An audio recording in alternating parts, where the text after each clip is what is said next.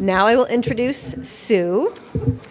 Sue Zisco is a director of practice growth at NSBN LLP in Beverly Hills, a California top 30 CPA firm.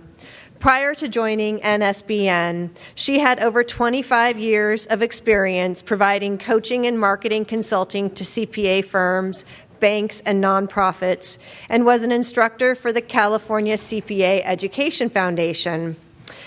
She holds an MBA in finance/accounting from UCLA, a Phi Beta Kappa bachelor's degree in psycholinguistics from UC Berkeley, and certifications in intercultural training, NLP, and coaching. Her marketing and motivation blog is at suzisco.wordpress.com. Sue enjoys inspiring others to be their best. Please give a hand to Sue Zisco. Thank you.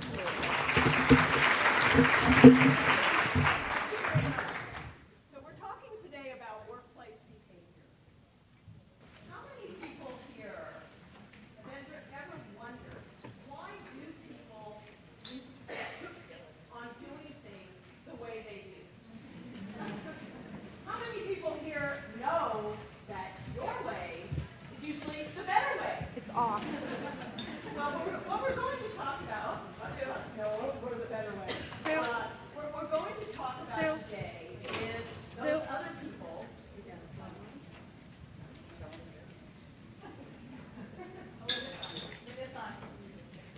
Can you hear me? Oh, we need for the webcast to be on. Okay.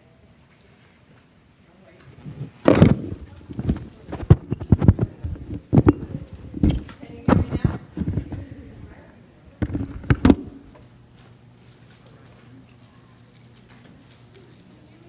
Okay, that is better.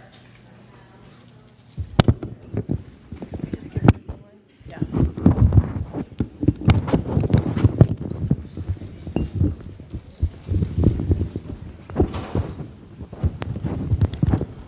We did test this beforehand, by the way. Oh, there we go. Okay, now I have to get this back on somewhere.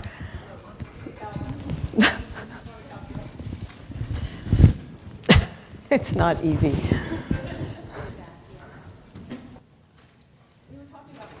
In the last session was talking about being patient. There we are. Okay, does that work? Yeah.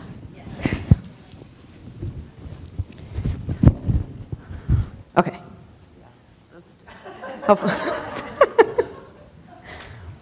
That'll be too loud. Okay, do we need to start over for the webcast?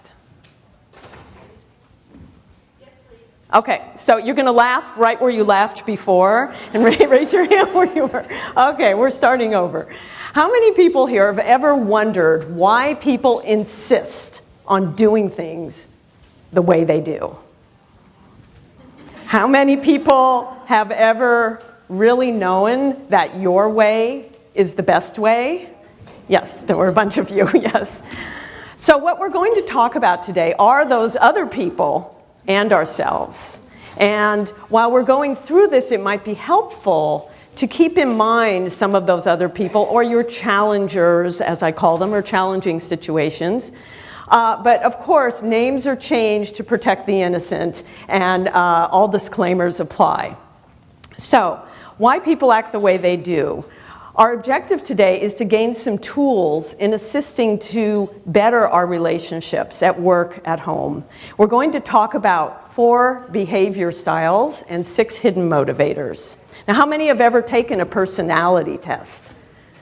Wow, almost everybody. How many passed? Of course, that's a trick question. You cannot fail a personality test. What we did in our own firm is we actually created a course called Behaviors and Motivation 101. It's part of our marketing university that I run.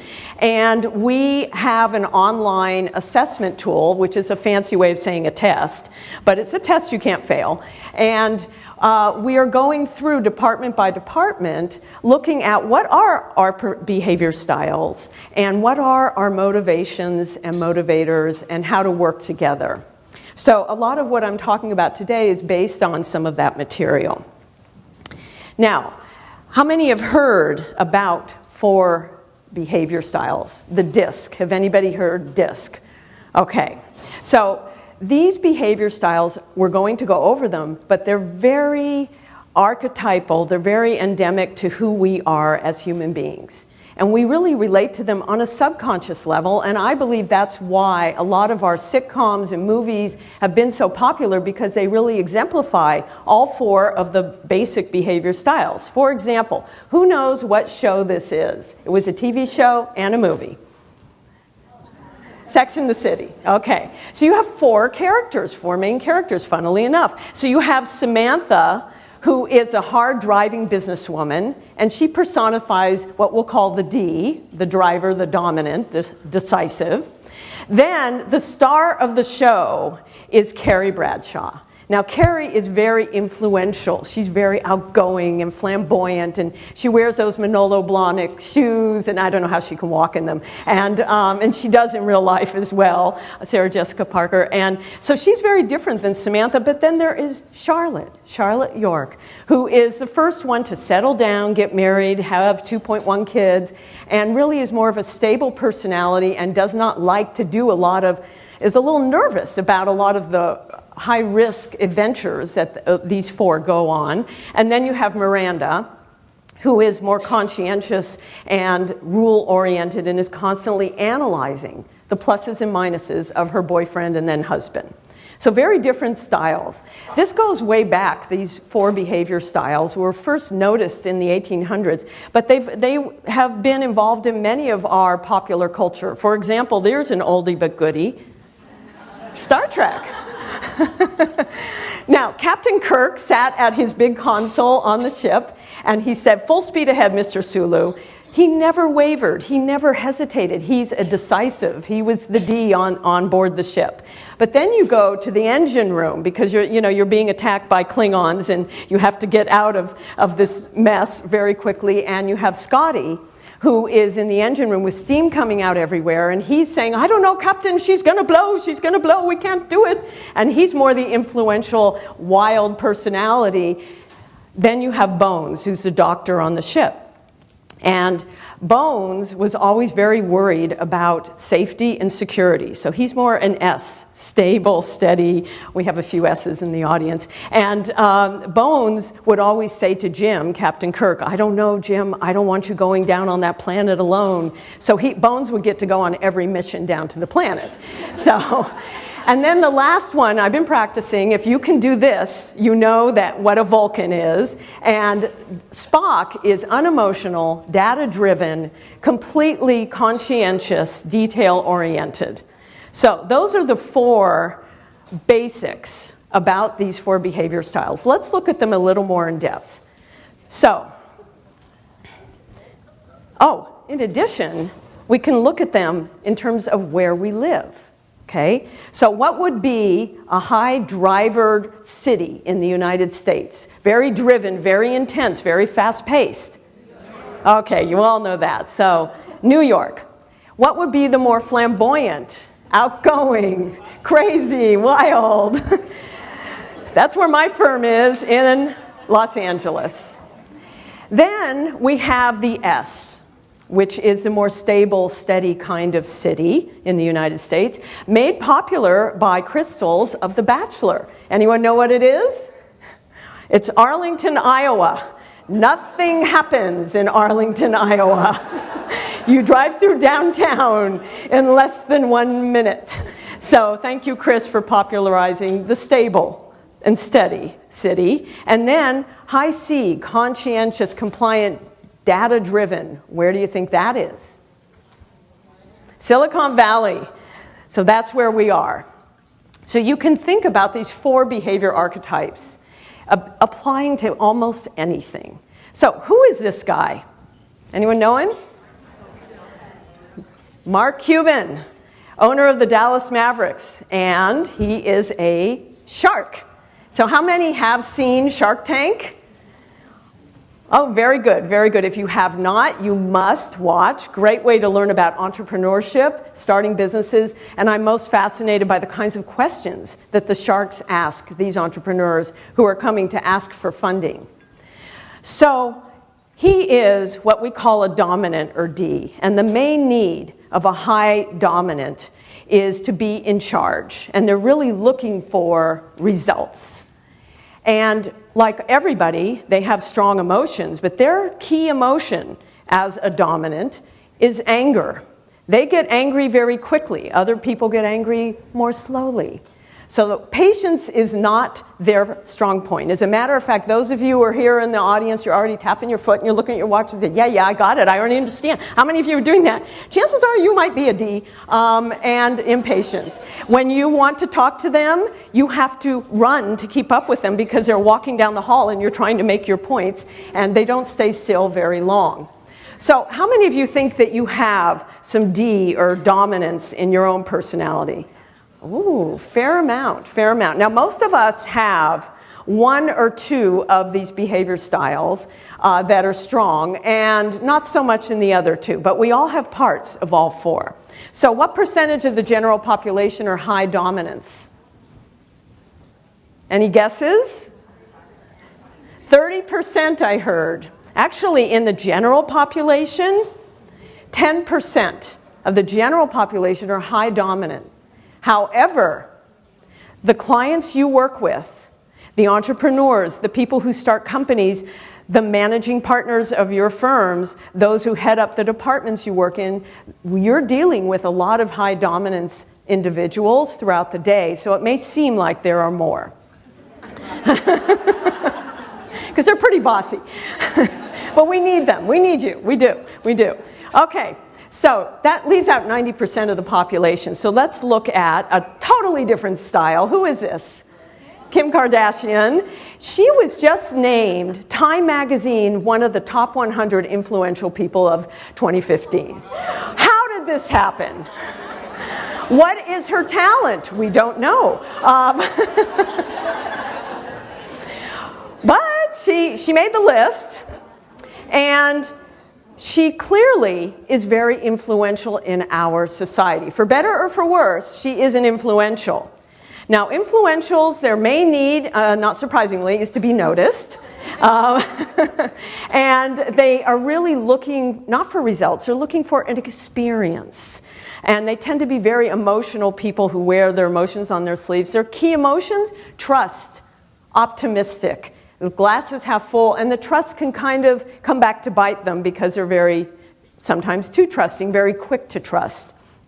They tend to be a bit disorganized, need a little help there, and big gestures, very expressive facial expressions, and you know what they're thinking and how they're feeling. So how many people here think that you have some I influential in your own personality or behavior? Okay, we've got a few here. Keep your hands up, all right? They definitely want acknowledgement, so you want to... Sometimes I ask for them to stand up and applaud, but that's okay. So what percentage do you think of the general population are high I or influential? What do you think? Any guesses? I heard 40. I heard 20. Okay, so the correct answer is 20%. However, it seems like more because we're making so much noise.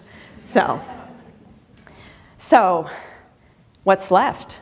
This is a very different style. This is a very steady, stable person. Who knows who this is? Tom Brokaw, 25 years on NBC Nightly News. That's stable. That's steady. That's unchanging. He wrote books about the greatest generation, about the war generation. He's kind of an icon of American culture. The stable personality, their main need is to be secure and steady. As a matter of fact, they really hate change of any kind. And yet, what is our profession going through? Daily, weekly, monthly, there are constant change. Technologically, technically, tax pronouncements, all the way through tax season, the laws and things keep changing. You fill out the 3115. Now you don't fill out the 3115. Now you do. So here's how you do it. You're not allowed to be late, but it's okay if you're late now. So there's constant change. And the stable, steady personality, unlike the I, very expressive, has a little bit more of a poker face. It's a little bit hard to know what they're really feeling and thinking. And they take things easy, very easy pace. So how many here think that you may be stable or steady, that that's a big component of your behavior? Okay, we have a few who are admitting to this. Okay, what percentage of the general population are high S or stable, steady? 40, actually 60% of the general population are high stability, and yet, what do high stability people hate? Change. And what are you asking people to do when you are marketing your firm? You want to get new clients? You're asking them to make a change. When you're asking people to adjust to all the rules and regulations of what you do day to day. So dealing with change is a big source of stress for 60% of the population. And what percent is left? Okay, 10. Thank you, I'm in the right room. Okay, so the compliant or conscientious is a detail-oriented, scientific kind of personality. And this is a photo of Mayim Bialik, who plays on a TV show called The Big Bang Theory. And on that show, everybody has a PhD, including in real life, she is a neuroscientist. And they're all very scientific. Now, the compliant, their main need is to be organized, and they're really focused on details. So they're looking for information. Lots of information. They don't want the bottom line like the D. They want tons of information. When they're under stress, they can be a little bit critical, okay? And they tend to be reserved. So how many here have C as one of you? I hope some of us do here. Good, a good showing, because that's very good for the CPA profession. So, that's a good thing. Okay, now, there we go. Okay, so the 4 behavior styles have things in common with each other. If you see the axis, which is vertical from people orientation to task orientation, the D and the C, the dominant and the compliant, are very similar in that they really enjoy the job more than the people. I hate to say it, but their main focus and their true love is the task at hand. That's what brings them joy. Whereas the I and the S, the influential and the steady or stable, love the people interaction more than they love the task at hand. It's just their orientation. But as you'll see, the D and the I are both kind of similar. They like each other, actually, because they're both extroverted. They're both assertive, whereas the C and the S are more on the introverted, more passive side. And of course, it's a continuum. It's not a black and white. Can you put people into boxes? Not really. Everybody's a combination, but these are tendencies and these are behaviors. So take it with a grain of salt. Clues. When you meet somebody, how long does it take for you to actually form an impression of them, of what their behaviors and personality might be? 30 seconds or less. It's very quick. So your appearance might actually be a clue of what kind of behavior style you are or someone else. So the dominant personality tends to dress more conservative and more classic. And not all the time, of course not. But if you want to appear more dominant, let's say you're giving a presentation to a board of directors, you might want to be a little more conservative and classic looking in your attire. Whereas the influential is not wearing the conservative little pumps, they're wearing the bright red stilettos. The stable is more earth tones and comfortable shoes, and the compliant Silicon Valley folks are wearing Keds. So that we know is true. How do they work together? The dominant. If you are working with a dominant, whether or not you are dominant, it really helps if you can get to the point quickly. If you're working with an influential, always look for something to compliment them on. Their clothing, their work, their hairstyle, of course, within professional bounds. And you can assume they trust you because you'll know. Their reactions are very easy to read. The stable, you want to slow it down a little for the stable and not talk so fast, give them some time, kind of lead them along in terms of making decisions. If you are having a decision made where they're involved, ask other people that they respect and trust to join in that meeting, because that will be helpful for them and give them more reassurance in order to make that decision. And the compliant, here's where all you CPAs can really go to town, whip out the Excel graphs and show them every detail that you have, because they will love that.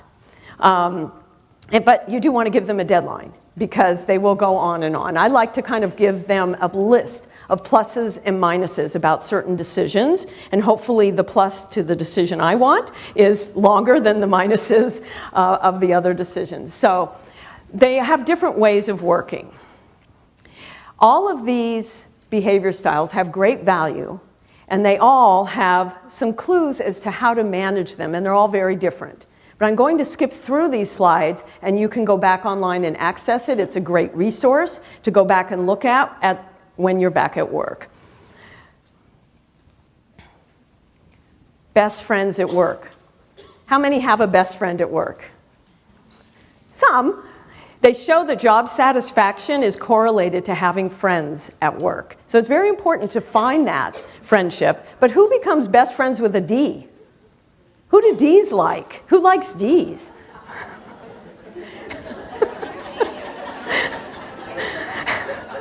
It's not that bad, really.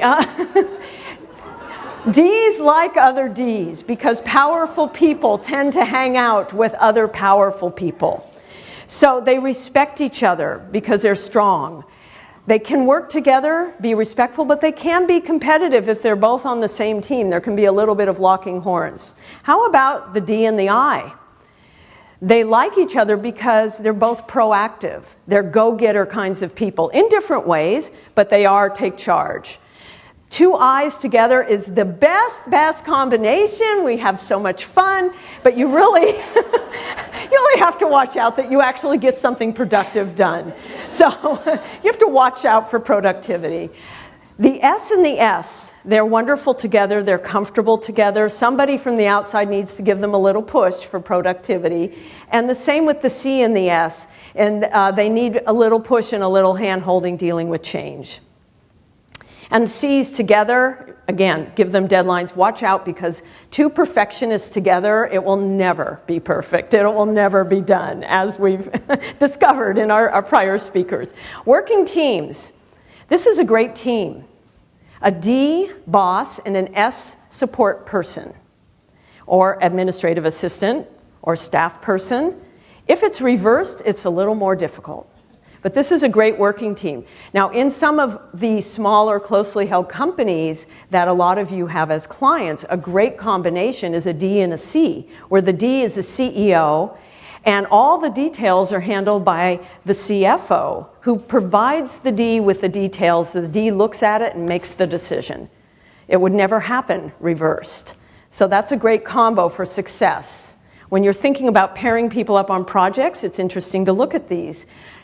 If the I is the boss or the leader and working with an S, the I, you need to tone it down a little bit, because the S can be overwhelmed. The I and the C, do not come in on Monday morning and say, how was your weekend? What did you do? I went to the beach with my boyfriend. What did you do? I live in LA, so we go to the beach. But you want to keep it more businesslike, because the C is not interested in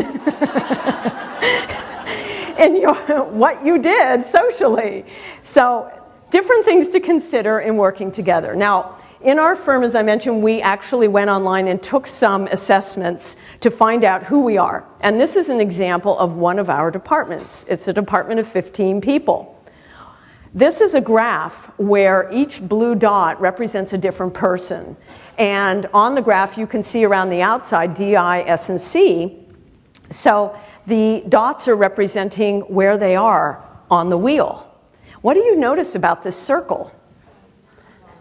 You could draw a line horizontally across the circle, and 10 out of the 15 would be below the line.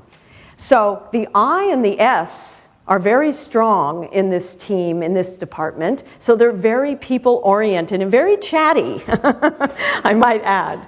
Very friendly. It is one of our fastest growing groups because they're all great networkers and marketers. But then we have a couple of lone souls at the top.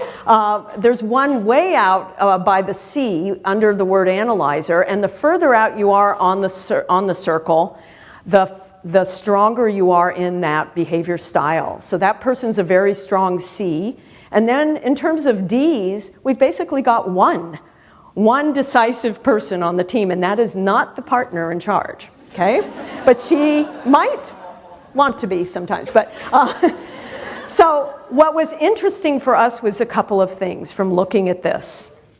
And you can do this without taking the assessments. You can kind of sort of sit down and analyze who do we think we are and map out how we all interact. One of the things that came to light was the young lady who is at the top C on the upper left. She is a true analyzer. But what the assessment shows you is how you can adapt. And it showed that her personality at work adapts to become an I.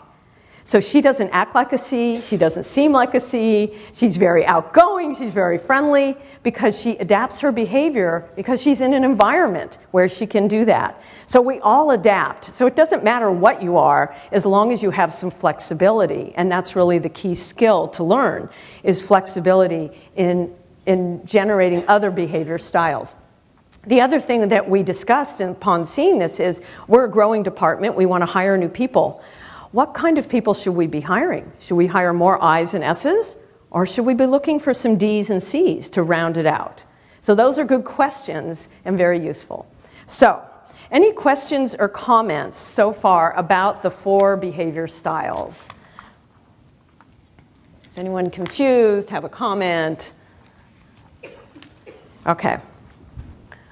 So, John, you had a question? Yeah, is this the only type of behavior assessment, or are there others? Okay, good question. His question was, is this the only type of assessment out there? Are there others? There are many others. How many have taken Myers-Briggs? How many have done Enneagram? Oh, a couple of people. Good, I'm glad. Let me tell you about Enneagram. Enneagram is much more complex, which is why I don't talk about it a lot. There are 9 behaviors, 9. But it's not just your behavior. You have wings, which are the ones that next to you that influence you. And then you have a different one you go to under stress, and a different one when you're in love. So it's, or when you're feeling really passionate about your project and really, sort of in the zone.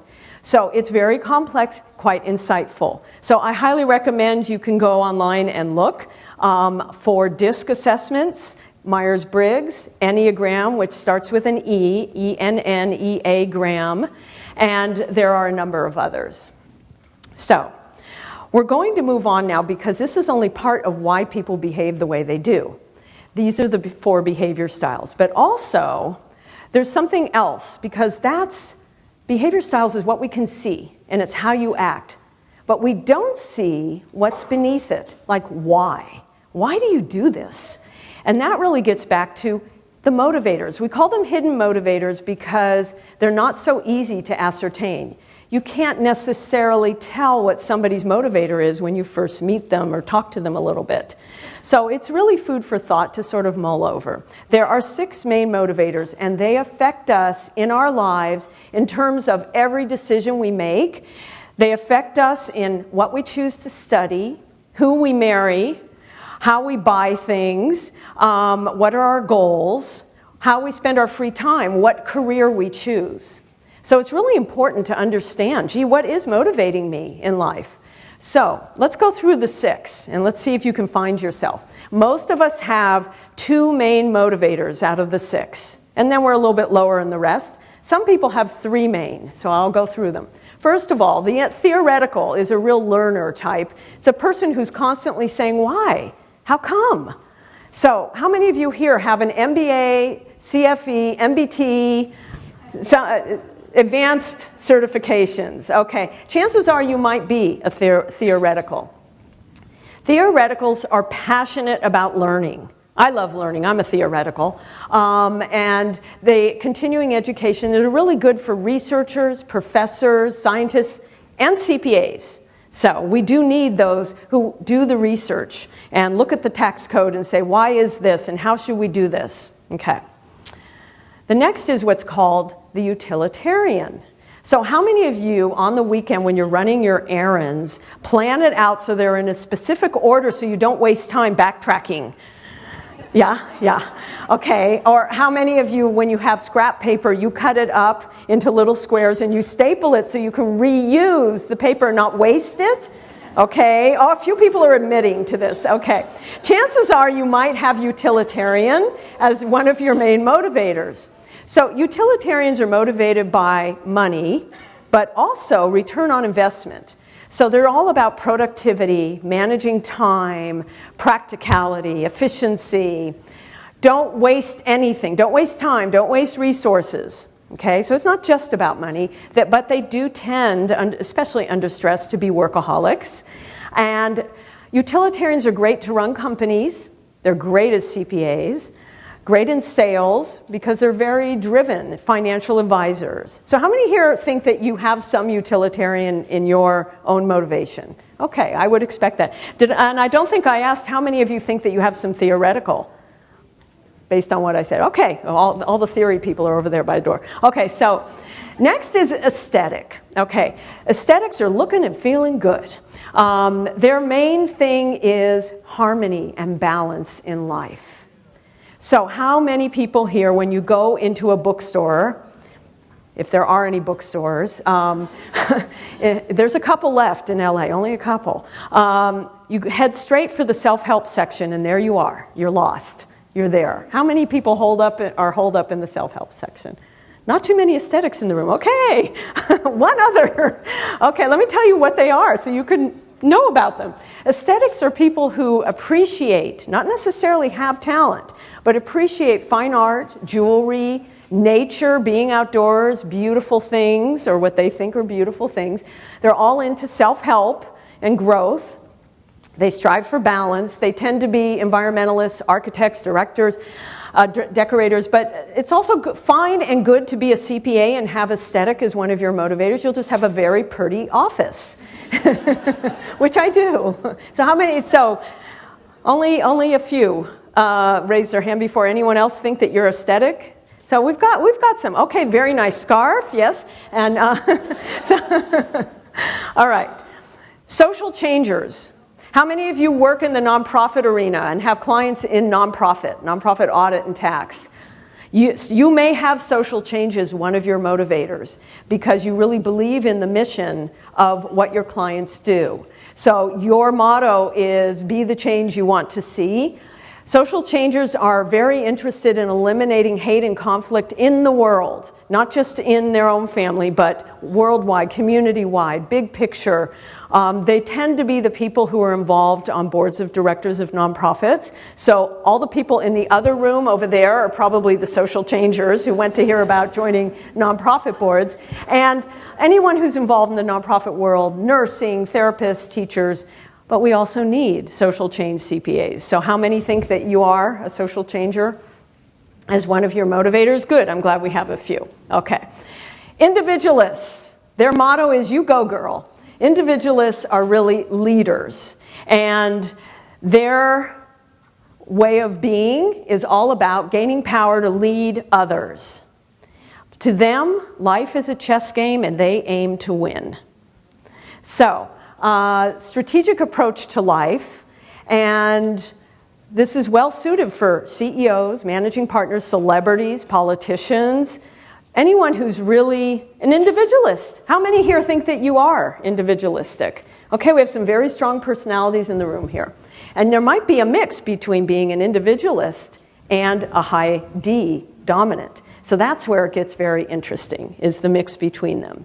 So, one last motivator is the traditional, which is somebody who looks at rules to live by.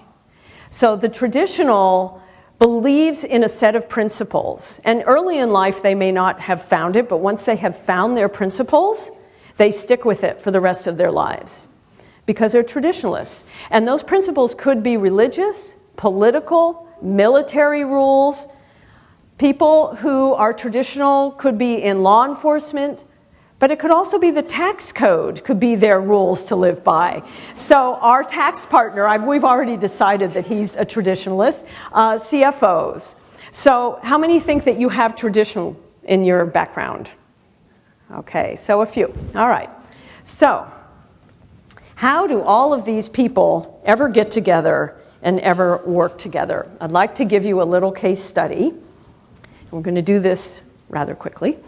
This is a project that a client comes to you and says, I'm thinking of investing in this piece of real estate. And as you see, it's a very tall, narrow building built on oceanfront property. That is sand in the front. And the client says, get together a team and tell me what you think and whether I should invest. So let's say you have a team of 6 people and everybody is a different motivator. What does that conversation sound like? So I have 6 pre-selected volunteers from CalCPA. If you could please come up and with your paper in hand, because they have lines. They had to study hard for this. And just line up, number 1 will be here on the right, and line up 1 through 6.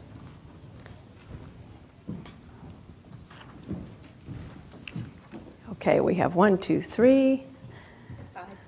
5. Okay. All right, so. Okay. All right, we made it. So, what does each person say when they look at this project? So, person number 1, just read the part in black ink. It would be nicer with more colorful flowers in front of the building.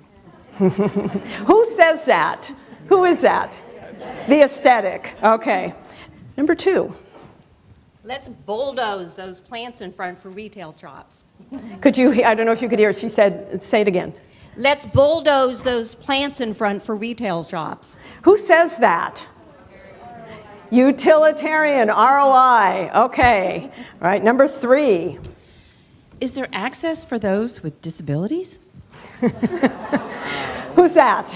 Social changer. Okay. Number 4. I'd like the penthouse office suite. Well done, well done. We all know who this is? The individualistic. Okay. Number 5. This should be a tradition everywhere along our coastline. So who's that? Traditional and? Why was it designed this way anyway? So who's that? That's theory. That's theoretical. So how do these people actually talk to themselves? This is 6 completely different ways of looking at the world.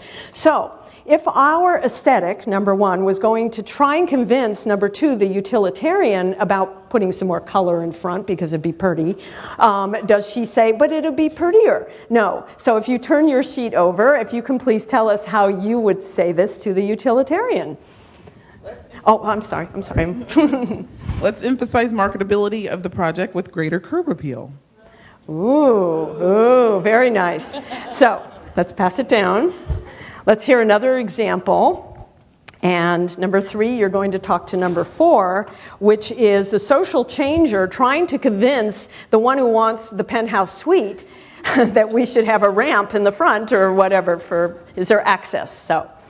I propose that penthouse occupants have a members-only entrance off to the side, which will make room for a ramp by the front. Good job.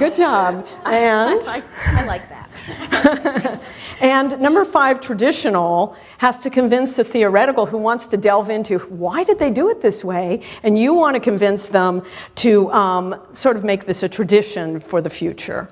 You know, let's research the history of this design so then we can envision its future applications. So as you see, each behavior style, each motivator is not talking from their own point of reference. They're actually trying to figure out, well, how would the other person approach it and phrase it that way. So it's really all about know yourself, but mirror others.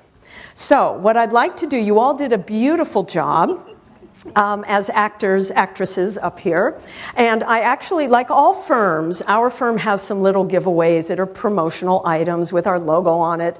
And I wanted to give a little token of our appreciation, but then I realized that, gee, we have actually some giveaways that are perfect for the different motivators. So I would like to hand those out, and hopefully they'll make sense to you now.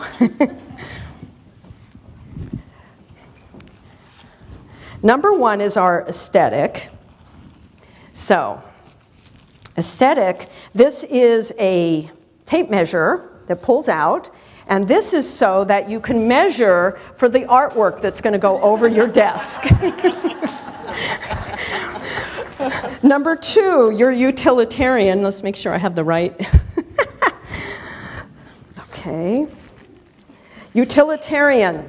So that when you eat a bag of chips and you leave some in the bag, that it doesn't go stale. There is a chip clip to keep them and not waste anything. Number three, social changer.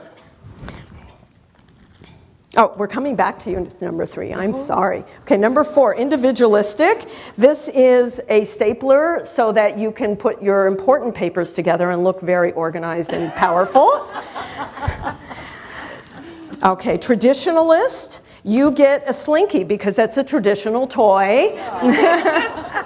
Theoretical. You have a highlighter for the next time you're doing research in the book that we just got here today at the conference. And number three, social change, if you haven't figured it out yet, you get you get the bag for shopping. So give them a hand. Thank you very much. Thank you. So you can go back down the stairs over there. Thank you.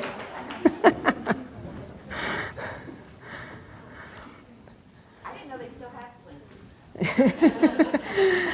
They don't have slinkies anymore, so it's kind of fun. So, as you see, in terms of gaining influence, each one has to talk differently to the others. So know yourself and mirror others. So I want to give you some homework for lunchtime. And this has to do with body language. If you notice in this photo, you've got two guys talking. And one of them is sitting on the edge of his chair and he leans forward while he's making a point. What happens to the other guy? If you have rapport and you're really involved in a good discussion, that guy will also lean forward. It's just natural, and we do this all the time unconsciously. So your homework during lunch is to actually look around the room, especially at the people who are in the other room right now, because they won't know, and see if you notice any mirroring. Now, what if you're talking to someone, you're an aesthetic trying to convince a utilitarian of something, and you're not seeing that there's any body language mirroring? What does that tell you? You don't have it. You don't have the rapport. So then you need to be flexible, and we did talk that flexibility is one of the most important skills, and try something different because you don't have it yet. But people will mirror with you. They will follow you. And the first time that you do this consciously, you'll be kind of, oh, wow, you did it. But we all do this. Even though I know about it, I find myself doing it all the time when I'm in rapport with someone. So it is a natural behavior style. So focus on mirroring and looking at that body language meter to see how well you're doing with the other aspects. This is a test case of somebody that I wanted to join my marketing committee, and she was sort of unreadable to me. I really didn't know her that well. So I went through, and this sort of pulls together the 4 behaviors and the 6 motivators, and I went through all of them. So I'm going to take you through. She's a snappy dresser and a good rainmaker. So what behavior style do you think she is? She's very outgoing, influential. So I give her the limelight when we're in group meetings. But there's other things about her, such as she hates wasting time. This was a quote, direct quote. She said, my pet peeve is computer glitches and how things going down and wasting time. And to me, it didn't compute. I was like, well, yeah, that's annoying, but then you restart the computer. But no, this is her pet peeve. So what do you think she is? She is a utilitarian. Don't waste any resources. So I make sure that I'm very well prepared at all our meetings. She's also a little bit, even though a great rainmaker, a little hard to read, and really takes her time thinking about things, kind of a slower talker. What do you think? What behavior style is this? This is an S. Okay, so I always involve others that she respects when we're making decisions because that helps her bring her along. And she gets most excited about our firm's involvement in the nonprofit world and the charity work we do. So what's her motivator there? She's a social changer. So whenever I'm talking about marketing initiatives that I want to push through, I bring it back to the values of our firm and the big picture and sort of appeal to that social change aspect of her personality. Okay, in summary, we've done 4 and we've done 6. So we started out with a question. Why do people act the way they do? So I hope that you've gained a few hints, some new things as to why. But the real answer is another question, which is, what are you going to do differently about it? And I hope that today's presentation gives you some flexibility in order to better connect and work effectively, efficiently with the people in your world. So thank you very much for your time.